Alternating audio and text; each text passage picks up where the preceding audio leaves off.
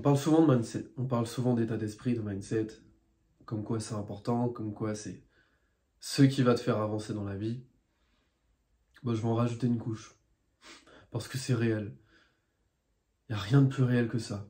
Si t'as pas l'état d'esprit, si t'as pas l'envie, si t'as pas cette dalle au fond de toi de réussir, il se passera rien du tout.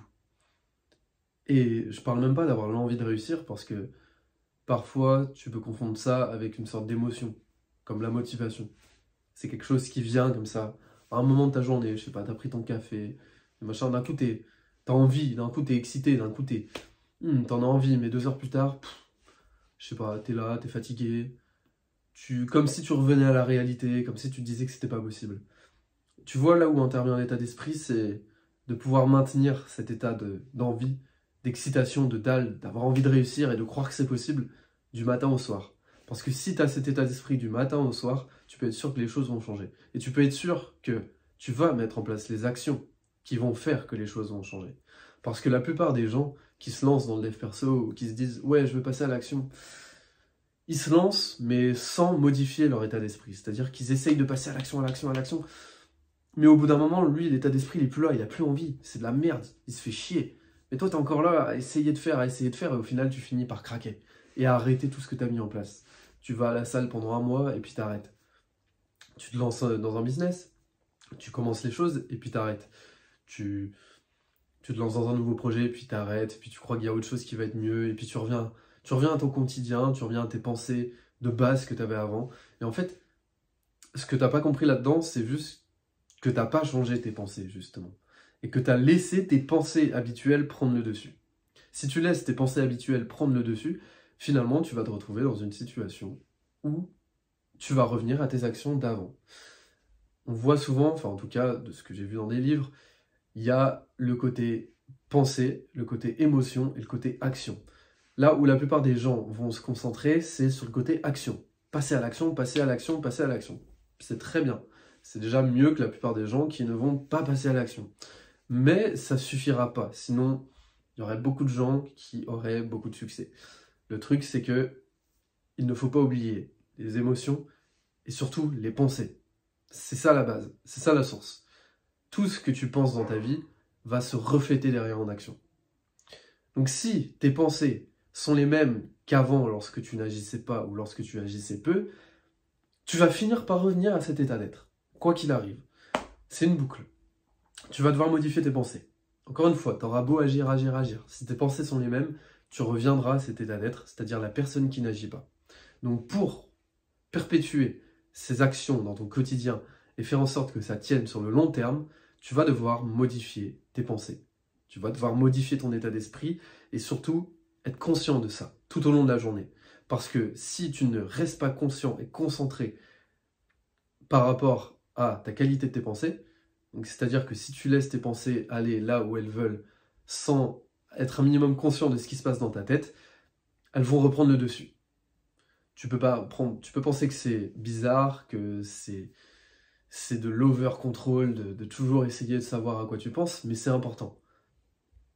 C'est important de toujours être concentré et de jamais laisser son état d'être dicter, ou plutôt ne jamais laisser ses pensées dicter son état d'être. Si tu fais ça, tu vas très vite te laisser rattraper par tes émotions et tu vas arrêter de passer à l'action quand ce sera trop difficile, tu vas arrêter d'aller à la salle de sport quand il fera trop froid, tu vas arrêter de travailler quand tu n'auras plus envie de travailler, tu vas te laisser aller à scroller sur les réseaux, etc. Dès que tu auras un petit moment de fatigue, tu vas recraquer dans tes addictions dès que tu auras un petit moment de fatigue, de down, de baisse de morale, parce que tu auras juste laissé tes pensées errer à leur bonne volonté. Et justement, je te parle de ça parce que c'est tellement important et c'est tellement la base de tout, c'est ce qui va tout modifier. C'est-à-dire que c'est la base de la pyramide. Tu peux pas construire une pyramide sur de mauvaises bases. Bah là, c'est ça. Alors maintenant, je vais te dire, tu vas me demander comment on modifie ses pensées. Déjà, je t'en ai brièvement parlé. Être conscient. Ok ? Avoir un certain regard extérieur sur ce que tu penses. Essayer au plus possible. C'est pas facile, évidemment. On est pris dans le quotidien, on est pris par tout ce qui se passe, par la vie, etc. Donc évidemment, t'es pas tout le temps concentré sur ce sur ce dont tu es en train de... Oula, c'est difficile à dire. Tu n'es pas concentré H24 sur tes pensées. Mais essaye de l'être le plus souvent possible. Déjà, tu vas être conscient. Ce qui va t'empêcher, à certains moments, d'aller vers des pensées négatives. Par exemple, tu es frustré, tu n'y arrives pas, oh là là, c'est dur. Et là, tu sens que tu commences à broyer du noir et aller dans des pensées négatives de « je vais pas réussir », hop, tu es conscient. Parce que tu prends l'habitude d'être conscient de tes pensées, tu vas revenir à des pensées plus positives où tu vas essayer de trouver une solution. Alors ça a l'air con comme ça, et surtout ça a l'air chiant. Je vous l'accorde. Hein. Mais ça fait son effet, et ça marche. Ça fonctionne. Dites-vous bien que si vous répétez cette petite habitude d'être conscient de vos pensées à chaque fois, finalement ça va faire une différence sur le long terme. On ne dirait pas comme ça, mais essayez-le, je vous assure. Et deuxième chose, pour modifier vos pensées, c'est de vous ouvrir, je dirais, de lire. De lire, de regarder des vidéos qui vous inspirent. Alors c'est vrai que dans une autre vidéo, je vous ai parlé de moins regarder des vidéos de développement personnel, mais ça veut pas dire ne plus en regarder du tout.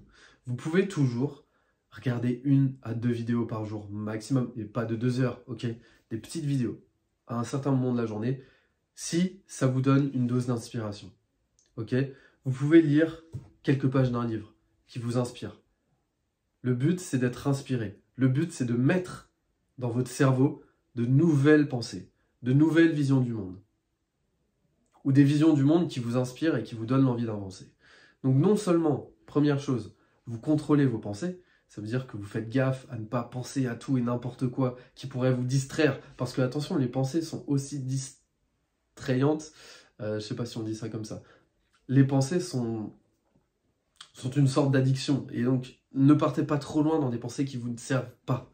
Restez concentré. Donc, première chose. Et deuxième chose, une fois que vous êtes concentré, vous pouvez mettre dans votre tête de nouvelles pensées en regardant des vidéos intéressantes, des vidéos éducatives qui vous inspirent, en lisant des livres qui vous inspirent et qui vous permettent de rester sur la bonne voie. Souvent, on a tendance à s'éparpiller, à se divertir, mais dans le sens où on a envie de faire quelque chose, on a envie d'incarner une certaine valeur qui nous correspondent et qui nous permettent d'avancer, mais on est rattrapé par les choses, par les gens autour de nous, par nos vieilles habitudes. Donc c'est pour ça que je vous dis, regardez toujours, tous les jours, un petit peu, des vidéos qui vous inspirent, ou lire, surtout lire, c'est peut-être mieux, des livres qui vous inspirent et qui vous permettent de toujours vous rappeler, tous les jours, vous rappeler un petit peu la marche à suivre. Une fois que vous commencez à modifier votre état d'esprit, une fois que vous commencez à modifier et à améliorer chaque jour un petit peu plus vos pensées, les actions vont suivre automatiquement. Ça ne sera plus quelque chose de difficile, ça sera quelque chose d'automatique. C'est ça qui est magique là-dedans. C'est que si tu t'attaques directement aux actions, peut-être que tu auras des résultats, mais ça va rester dur à mettre en place. Et surtout, difficile à tenir sur le long terme. Que si tu modifies d'abord tes pensées, en justement, petit 1, en étant conscient d'elles, et 2, en insufflant de nouvelles pensées, de nouvelles visions chaque jour, et les maintenir chaque jour pour les pérenniser dans ton cerveau, à ce moment-là, il va se passer quelque chose. À ce moment-là, l'action va devenir plus facile. C'est une question de cohérence. Si tu as des pensées de merde, tu auras des actions de merde. C'est mathématique. Tu peux me dire ce que tu veux, c'est comme ça que ça marche. Si tu as des bonnes pensées, tu auras des bonnes actions. Et qui dit bonnes actions, dit bons résultats. C'est aussi simple que ça.